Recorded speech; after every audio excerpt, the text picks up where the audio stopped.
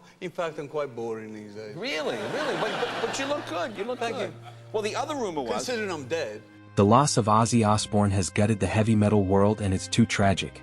But here's where it gets even crazier. Ozzy leaves behind a hidden fortune of millions of dollars. Known for his raw, eternal scream that has touched millions, no one expected this bombshell announcement that rocked the world. This unbelievable fortune left his family in tears, and fans can't believe it. There's more to this story than anyone imagined. What exactly did Osbourne leave behind? And why are friends and family in complete shock? The answer will blow your mind. Now, how much of your stuff did he get away with? I have $4 million. $4 million? Wow. You know, I'd break into your house for $4 million. Really? I mean, is that wise to have $4 million with things like... Oh, don't start, Jane. No, all right. So now, did they catch the guy? Did they catch the guy? No. No Gone. clues? It's gone, and never want it back. It's gone. That's it. Wow. Well, I'm sorry. We put a big reward out. Yeah, how much was the reward? $4.50. Ozzy single-handedly invented the genre heavy metal with Black Sabbath, and classics like Paranoid and Crazy Train sold over 170 million records combined. From Birmingham's working-class streets to stadiums worldwide, his fans, spanning Tokyo dive bars to Texas festivals, mourn a man who was more than a rock star. He was a beacon for the misunderstood, the rebellious, the broken. After a grueling battle with Parkinson's disease and spinal injuries, Osbourne's death feels like the end of an era. Black Sabbath's groundbreaking albums, Black Sabbath, Paranoid, Master of Reality, sold over 70 million copies, their riffs and Ozzy's haunting vocals defining heavy metal's birth.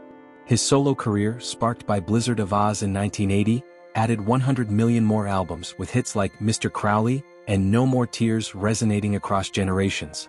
Fans shared stories of sneaking Diary of a Madman into school, getting tattoos of his lyrics, or crying at his final Black Sabbath show in Birmingham on July 5, 2025. Fans pour out their heart to say, "Ozzy was us." He screamed for every kid who felt like they didn't belong. The Osbourne family's net worth, pegged at $251 million, with Ozzy and Sharon holding $220 million, staggers, but it's the emotional weight of his loss that hits hardest. But this fortune and the man himself might have been lost without Sharon Osbourne, who saw something in a broken Ozzy that no one else did. You have a tour starting tomorrow. Is it always like this, or is this an exception? Yeah, it is. Yeah, Come on! Yeah. No, it's like we did, 16 days ago we got over from Japan. Mm-hmm. In 1979, Ozzy John Michael Osbourne was a wreck.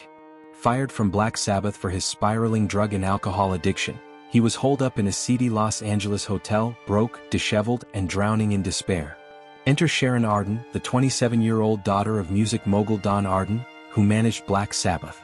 Sharon, tasked with keeping an eye on the band's erratic frontman, first met Ozzy years earlier when he was a rising star, but this encounter was different. He was a shadow of himself, unkempt, slurring, barely coherent, with a reputation for chaos. I met Ozzy when I was around 18, and he came into my father's office for management with Black Sabbath. So I was 18 when I first met him. Love at first sight? No, not at all. I was like, oh Lord, look at them. And they were all odd and hairy, and because I'd been used to dealing with artists that were American, and they were slick, and they were really put together, and they smelled nice, and suddenly these guys come in and they're hairy and they're very, from the north of England, and they don't look or dress like anything I've ever seen. And so I was very nervous of them. Sharon's first impression wasn't love at first sight, it was pity mixed with potential. She saw a man who could be saved not just for himself but for the world.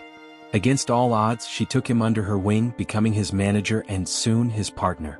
By 1982, they were married in Maui, a union that would weather storms no one could have predicted.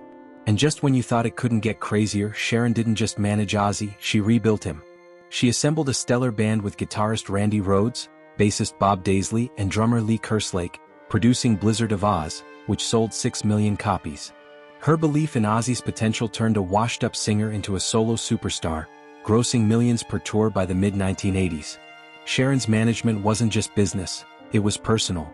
She navigated his addictions, his 1989 arrest for attempting to strangle her in a drunken blackout, and his relapses, all while raising their 3 children, Amy, Kelly, and Jack. Her $90 million net worth in 2025 reflects her own hustle, but her real legacy is making Ozzy a household name. Show that night with my father. They performed at this club in London, and I was so in awe of what I was seeing. Again, I hadn't seen anything like that, because all the artists that we had dealt with were very slick and a different category of music, different genre of music, just totally different. And then when I saw and how electric it was and how different, I was like blown away. I was like, whoa. So that's when I became interested in Black Sabbath. Ozzy's journey from poverty to a $220 million fortune is a saga of grit and genius. Born in 1948 in Aston, Birmingham, he grew up in a cramped house with 6 siblings, working odd jobs, slaughterhouse worker, car horn tuner, after dropping out of school at 15. A brief stint in jail for burglary left him penniless. Black Sabbath's early success brought modest earnings. Their debut album earned them £500 each, barely enough to scrape by. By Paranoid, they were making thousands per tour, but Ozzy's drug habit devoured his share. When he was fired in 1979, he had less than $500 to his name, living off Sharon's credit card in one LA hotel. Sharon's vision turned Ozzy's career around. Blizzard of Oz and 1981's Diary of a Madman grossed $20 million combined in sales and tours. By the 1990s, albums like No More Tears sold 4 million copies and world tours brought in $5 to $10 million annually. Sharon's creation of Ozfest in 1996 was a game-changer, grossing $100 million over its run and selling $50 million in merchandise. Bat-themed shirts, hoodies, and posters became a cultural phenomenon.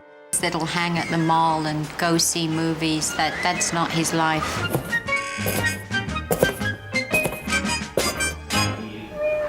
The Osbournes, which ran on TV from 2002 till 2005, catapulted their wealth. The MTV show earned $80,000 per episode in its first season, ballooning to $5 million per family member by the end.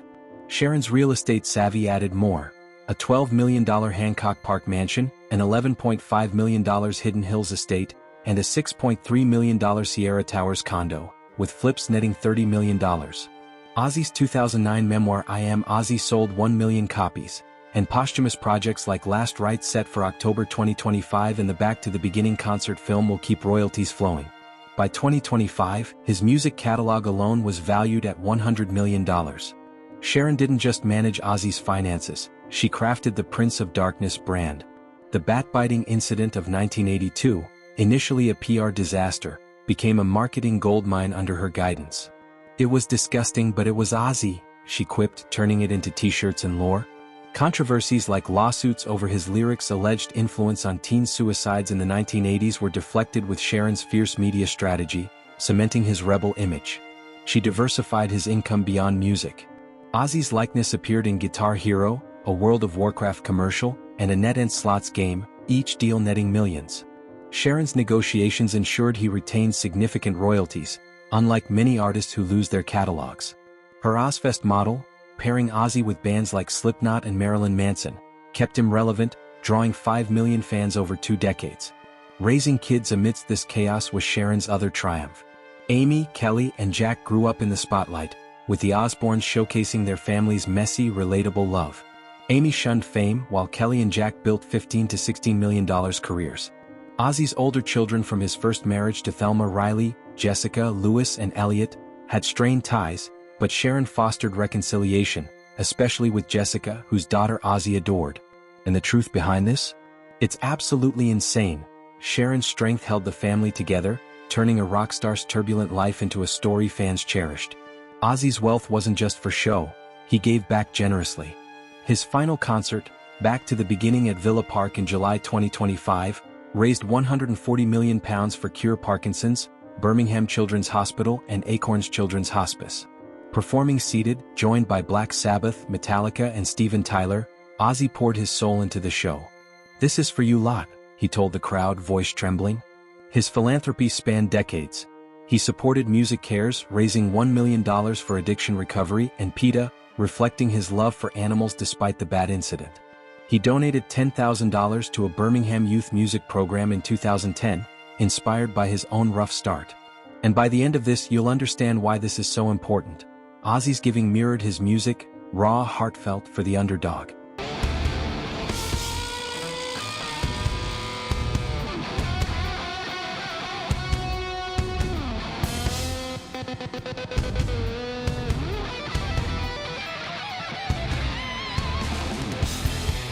Ozzy Osbourne's death leaves a gaping hole in heavy metal and in our hearts. His $220 million fortune, built from nothing through Sharon's brilliance, tells a story of redemption and resilience. From a broke, troubled kid to the Prince of Darkness, he gave voice to millions, his fans grieving a generational icon. Sharon's first impression of a broken Ozzy sparked a partnership that defied odds, turning scandals into triumphs and chaos into wealth. His philanthropy, millions for Parkinson's children and music education, ensures his legacy endures. Ozzy's story isn't just about money or music. It's about a man who, with Sharon by his side, made us all feel seen, heard, and a little less alone. Ozzy's voice, raw, unpolished, dripping with anguish, gave heavy metal its humanity. He didn't just sing, he bled emotion, channeling pain and defiance into anthems that spoke to the outcast in everyone. His work with Black Sabbath birthed a sound that was dark, heavy, and revolutionary, influencing bands from Iron Maiden to Slipknot, who credit him with shaping their art. His solo career, marked by songs like Mama, I'm Coming Home, and Bark at the Moon, showed a vulnerability that made fans feel seen. And here's where it gets even more tragic. Younger fans, barely born when Blizzard of Oz dropped, discovered him through streaming platforms, their Spotify playlists blending his classics with modern metal. A 2024 report noted that Ozzy's music garnered 2 billion streams annually, with 60% of listeners under 35, proving his reach spanned generations. From Gen Zers who mosh'd to Sabbath Bloody Sabbath in the 70s to Zoomers headbanging to Shot in the Dark, at 2024's Download Festival, Ozzy was timeless. He's got fans like a British veteran who played War Pigs, to cope with PTSD, an Australian artist who inked Ozzy's face on her arm, calling him the reason I survived my teens. His concerts were pilgrimages. 50,000 fans packed Hyde Park in 2014, chanting his name like a prayer. His final performance at Villa Park drew tears from 40,000 attendees, many sobbing as he whispered, "I love you all." And just when you thought it couldn't get more gut-wrenching, consider the global rituals now unfolding. Candlelit vigils in Birmingham, where fans lay flowers outside his childhood home. Tribute concerts in Los Angeles, where bands play Paranoid through tears. Graffiti in Rio de Janeiro reading Ozzy Vive. His absence is a global ache, a shared mourning that transcends borders. Bands like Metallica, whose Lars Ulrich called him our godfather, cancelled shows in grief. The tragedy lies in knowing no one else can carry his torch. No one else can scream with that mix of rage and tenderness. No one else can make a stadium feel like a sanctuary. Be a correlation between hanging up the job and death. He did the final Black Sabbath show. This is it. All four original guys. He died 2 weeks later.